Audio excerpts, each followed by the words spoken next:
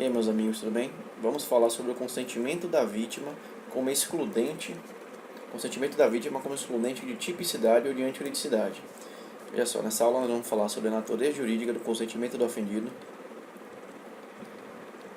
as consequências jurídicas, quando é que irá ser um excludente da tipicidade, quando é que irá ser um excludente da antijuridicidade, os requisitos, a revogabilidade do consentimento do ofendido e se há consentimento do ofendido nas condutas culposas. Veja só, nós sabemos que o artigo 23 do Código Penal vai trazer as causas de excludente de ilicitude previstas em lei. Legítima defesa, estado de necessidade, estrito cumprimento de um dever legal e exercício regular de direito. Só que sabemos que existem também as causas supralegais que vão excluir ora a tipicidade e que vão excluir ora a antijuridicidade. E o consentimento do ofendido é uma dessas causas. O professor Fábio Roque vai trazer na doutrina dele 8 teorias que vão abordar sobre a natureza, vamos falar sobre a natureza jurídica do consentimento do ofendido. E duas delas em especial, a primeira aqui defendida por Luiz Regis Prado, é a renúncia à proteção penal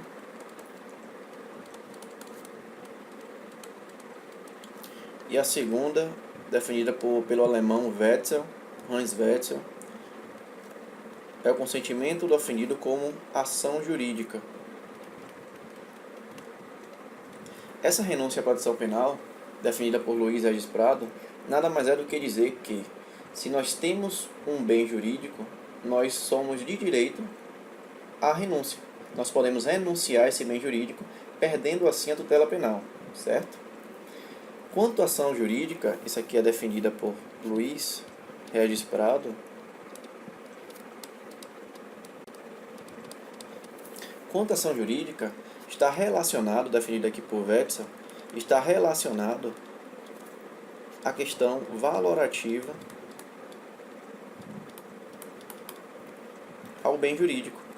Quer dizer que Wetzel vai dizer o seguinte: se nós temos um bem jurídico, é porque nós o valoramos. No momento que a gente desvalora esse bem jurídico, nós estamos querendo dizer ao Estado que nós estamos retirando essa proteção penal. Então, com o consentimento do ofendido, nós podemos concluir que é uma renúncia à proteção penal e que é o momento também que nós desvaloramos esse bem jurídico que ora foi tutelado, certo? E quais são as consequências jurídicas? São duas. Haverá um momento que o consentimento do ofendido irá excluir a tipicidade.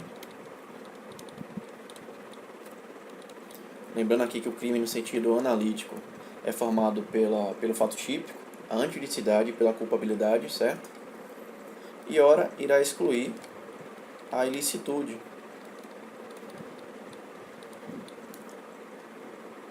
Ou melhor, está aqui a antijuridicidade, que nós já sabemos do que se trata.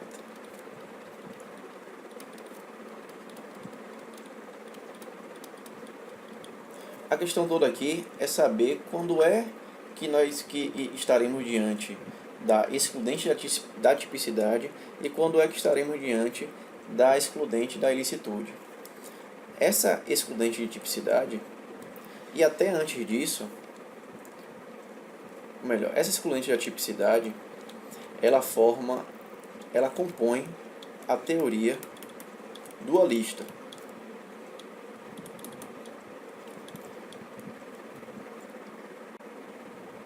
Que é o que a doutrina majoritária defende aqui.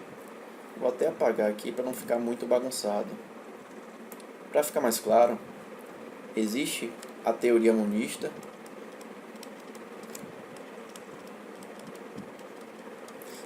que vai dizer o seguinte, que o consentimento do ofendido ele vai excluir apenas a tipicidade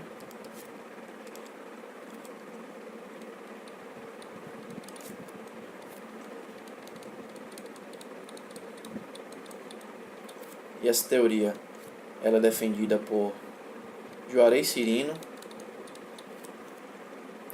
e Klaus Oxin. E existe uma outra teoria, que é a teoria dualista, acho que assim fica mais claro, né? Que vai dizer que o consentimento do ofendido vai excluir a tipicidade, ora vai excluir a tipicidade e ora vai excluir a antijuridicidade.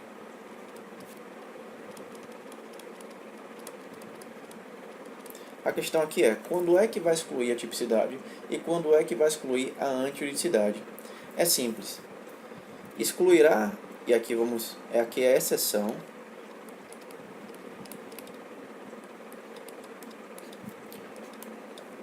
quando o excluinte de tipicidade é a regra, certo? O consentimento do ofendido irá excluir a tipicidade quando estivermos diante do não consentimento como elemento do tipo penal. Certo? Acho que você não entendeu nada, né?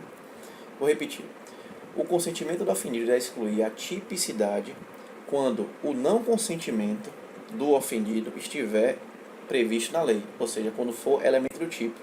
Por exemplo, artigo 150 do Código Penal vai dizer o seguinte: entrar ou permanecer clandestina ou astuciosamente ou contra a vontade expressa ou tácita de quem de direito em casa alheia ou em suas dependências.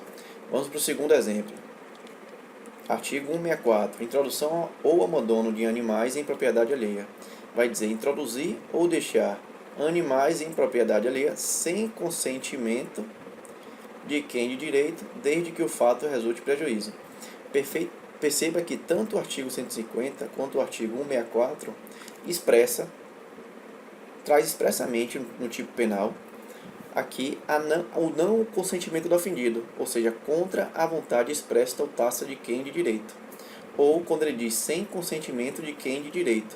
O que ele está dizendo aqui, ou melhor, ele está trazendo aqui o não consentimento como elemento do tipo. Então, quando estivermos diante do não consentimento do elemento do tipo, será um excludente de tipicidade.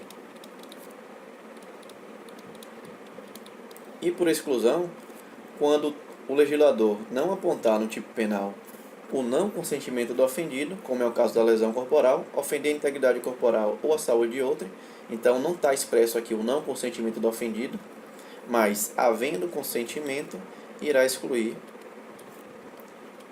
a antijuridicidade.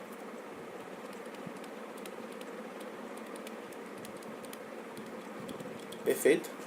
Então, voltando aqui. Se o texto legal trouxer o não consentimento do ofendido, como é o caso aqui do artigo 150 e do 164, nós estaremos diante de um excludente da tipicidade.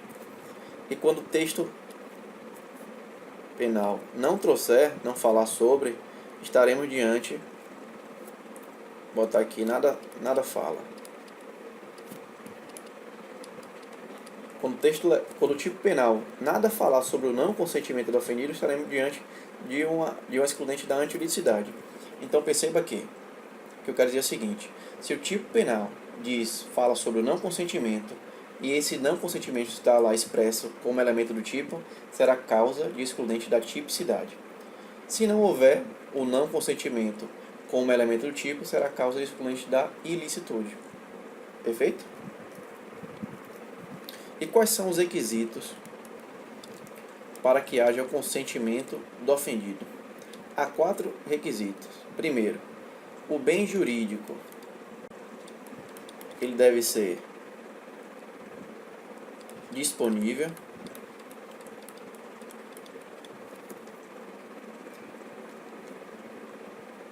O consentimento do ofendido deve ser válido.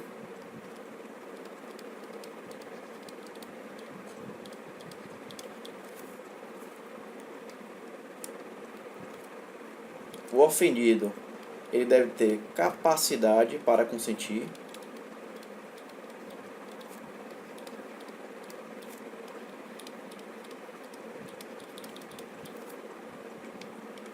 E esse consentimento deve se dar antes ou durante a conduta. Então, primeiro ponto. O consentimento do ofendido, perdão, o bem jurídico ele deve ser disponível. Isso quer dizer o quê? É mais fácil a gente apontar quais são os bens indisponíveis. Então, indisponíveis, nós temos, por exemplo, a vida. Então, não há consentimento do ofendido sobre a vida. Nós temos também, por exemplo, a bandeira, o hino, o Estado Democrático de Direito são bem indisponíveis. Então, não há o que se falar em consentimento do ofendido tratando-se de bens indisponíveis, apenas nos disponíveis. Deve haver uma validade, ou melhor, o consentimento do ofendido deve ser válido, ou seja, sem vícios, sem violência, sem grave ameaça. É isso que vai constar a validade. Aquele que consentiu, ele deve ter capacidade, ou seja, deve ser imputável, capaz mentalmente, né? Mentalmente sã.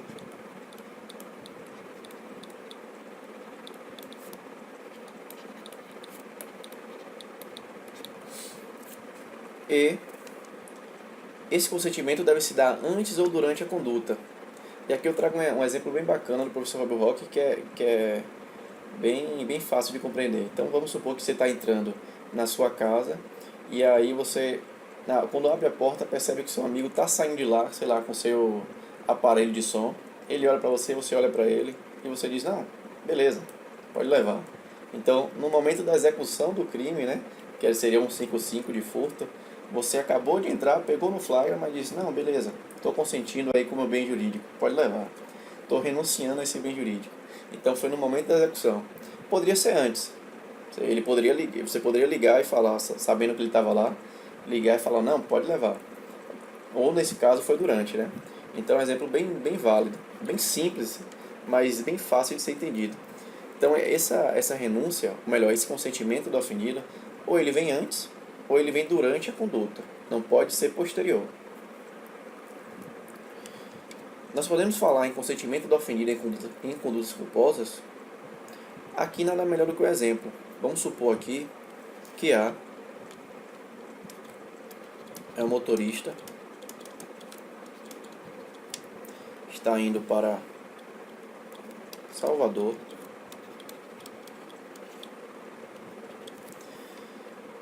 e quem está de carona é B.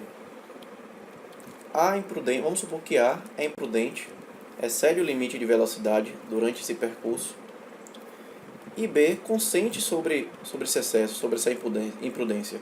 Porque quando a gente fala aqui de condutas culposas, nós estamos falando do consentimento do ofendido sobre as condutas imprudentes,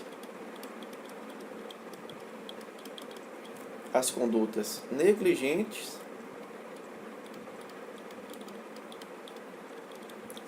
e as condutas imperitas.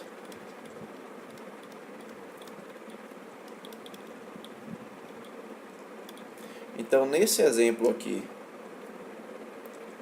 dessa viagem que A está sendo imprudente no volante, só que B, o carona, consente, nós estaremos diante de um consentimento do ofendido concomitante, certo? Então, vamos supor que há um acidente no meio do percurso, B se lesiona,